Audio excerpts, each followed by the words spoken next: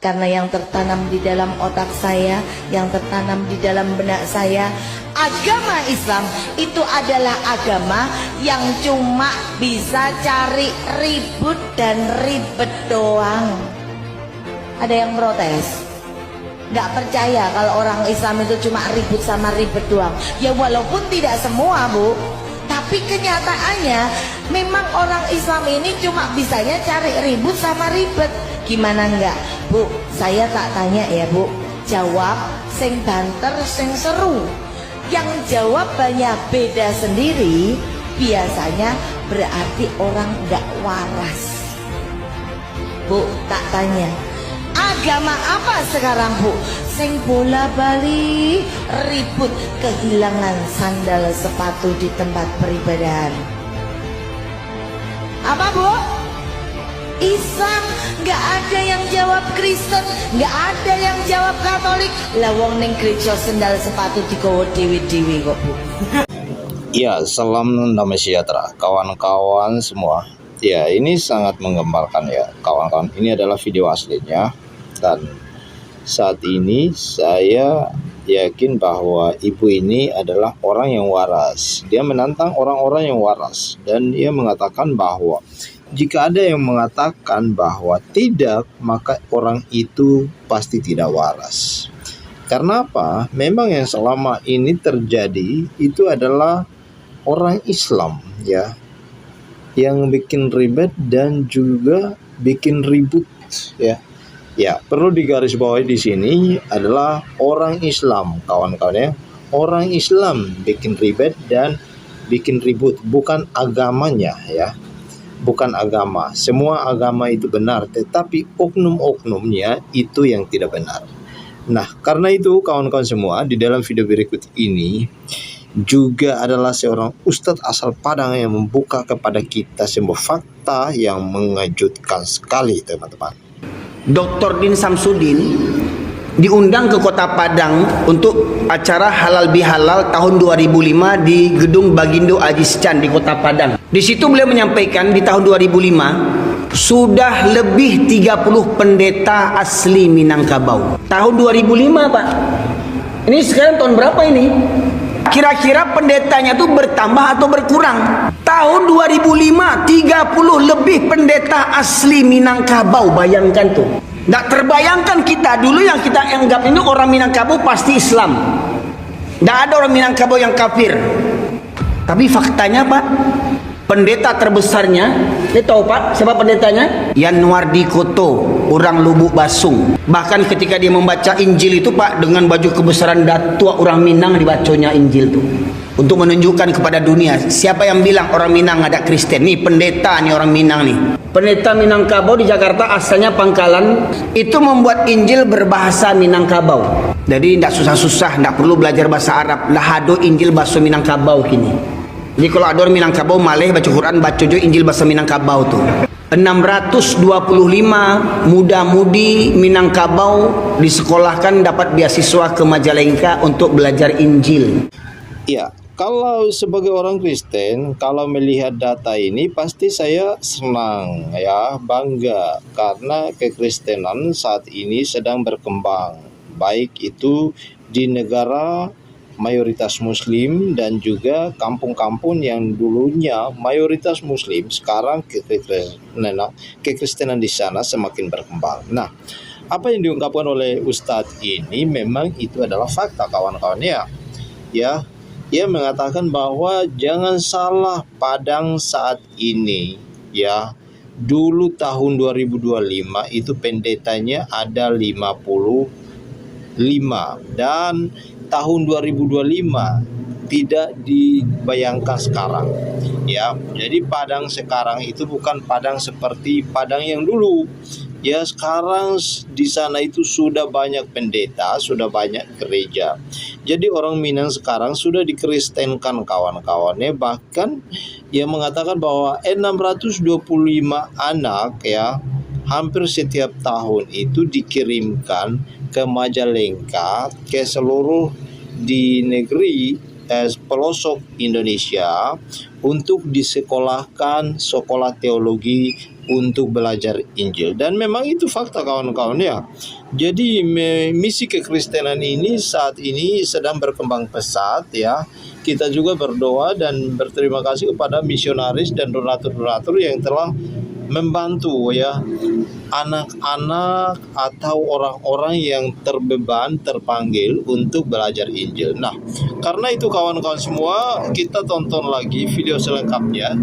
Ya, slide berikut ini bagaimana Ustadz ini membongkar fakta yang sangat mengejutkan tentang perkembangan kekristenan di dunia nyata.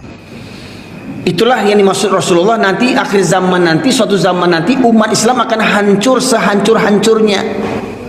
Yang Rasul bukan umat Islam, bukan agama Islamnya Pak Ibu sekalian. Kalau agama Islam tidak akan hancur.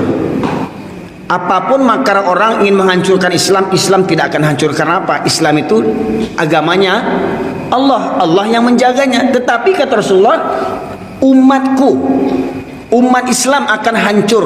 Iya, ini adalah sebuah data yang dibongkar oleh Ustadz ini, dan karena itu ya ini adalah sangat relevan dengan video pertama tadi. Ibu tadi ya, Ustazah tadi mengatakan bahwa ya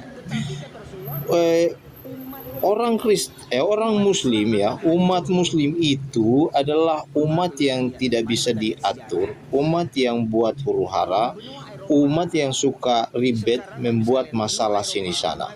Dan inilah oknum yang kemudian menurut ya Ustadz ini, itulah umat Islam akan hancur ya. Umat Islam akan hancur. Ya, perlu digarisbawahi bukan agamanya, tetapi umat Islam yang menghancurkan agamanya sendiri kawan-kawan ya. Nah, itulah yang kemudian dibongkar oleh Ustadz ini, bahwa inilah merupakan bukti ya, fakta dan realita yang terjadi saat ini. Kenapa negara-negara yang dulunya Muslim sekarang adalah mayoritas Kristen?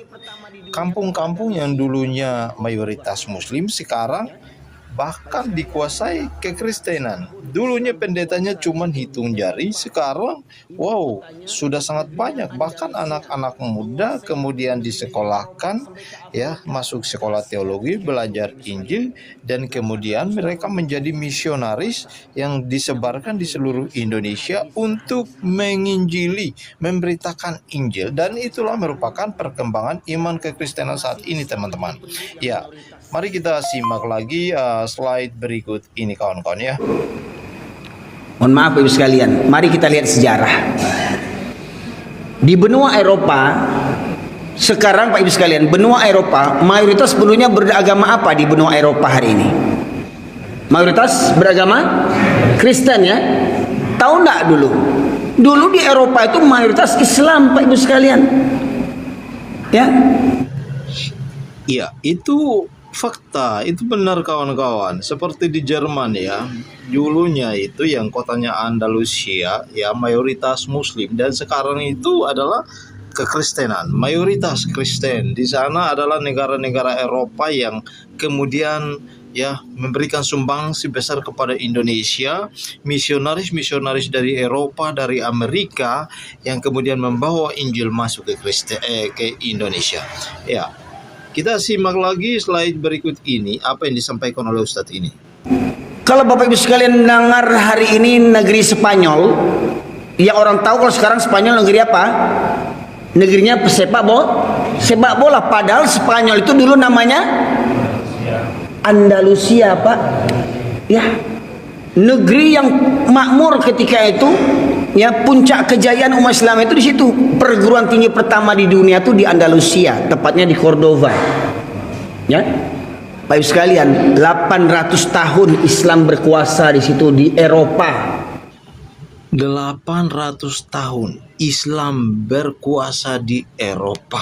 Ya, ini sangat luar biasa sekali. Ya, mungkin ini adalah fakta, dan Ustadz ini pun sudah mulai sadar bahwa pergeseran iman Islam sekarang ini mulai menurun.